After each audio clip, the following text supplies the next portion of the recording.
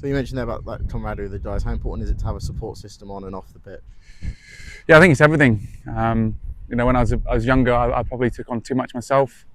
Um, I suppose cricket's a very individual game, right? And you think you've got to fight your own battles yourself in order to justify yourself as a cricketer, and that's how you get into the team. But as I've gotten older, I've learned that leaning on people is everything, and having a conversation, or just being vulnerable to people can go such a long way. And I say the closest friendships I've got and with teammates, in and out of cricket, are the ones where we've been vulnerable with each other, and that can be hard at times, right? Like, you're in an environment that is pretty cutthroat. You want to show these virtues, that is, I can do this myself, or I'm good enough. When leaning on other people can be a massive sign of strength, and that's something I've certainly learned as I've gotten older. I think the tendency is to revert back into yourself. But I've started to try and go the other way, and that's certainly helped me big time. And then do you think in a way that's also benefited your game on the pitch as well?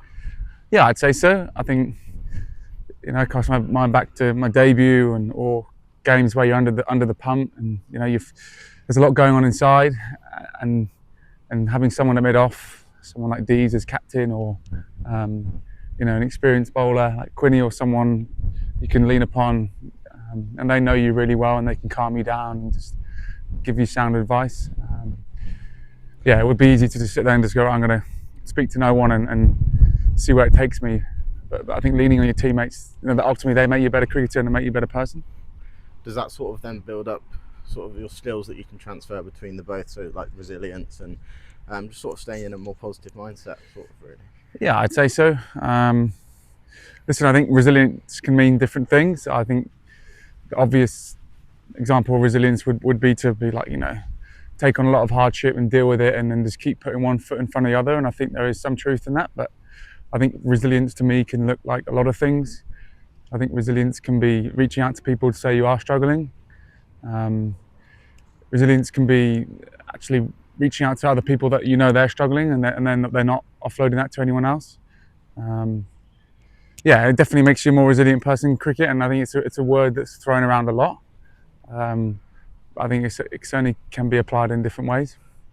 So if you sort of look back to times where you feel like you may have struggled sort of on and off the pitch, what sort of did you do to stay positive and get yourself through those tough times?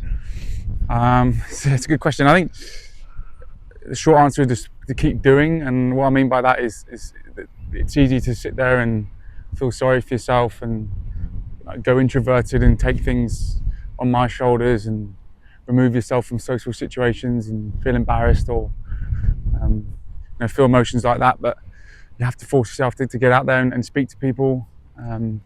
Last summer was a challenging summer kind of personally for me, and I was living with Mikey Cohen on the ground here, and we've got such a great friendship now, and that was born out of having some conversations on many a night over a cup of tea in the summer. And I suppose they're the softer moments that you don't necessarily get to see in cricketers, but we do massively help one another get through some difficult periods whilst trying to navigate stuff off the pitch, to then be able to try and continually perform on the pitch, and that's why your teammates are massive.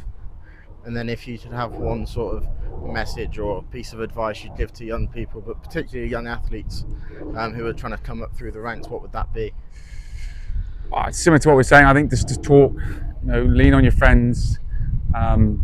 Doesn't have to be a million friends. I think social media implies that everyone have to be really popular and they have to have hundreds of thousands of people. I think I can only speak for myself. I've got a circle of people around me that I would go to, and I know that they're going to be there for me, and that's in this environment and away from cricket. Talk, be vulnerable, speak how you're feeling. It's a form of resilience to be talking and express how you're feeling. We all feel stuff, we're human beings, and I don't subscribe to the mantra that being manly means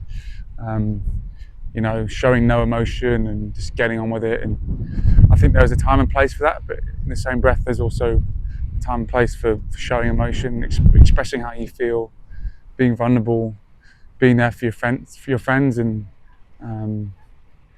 yeah, I suppose being more well-rounded in that sense. Thank you, George. Nice one.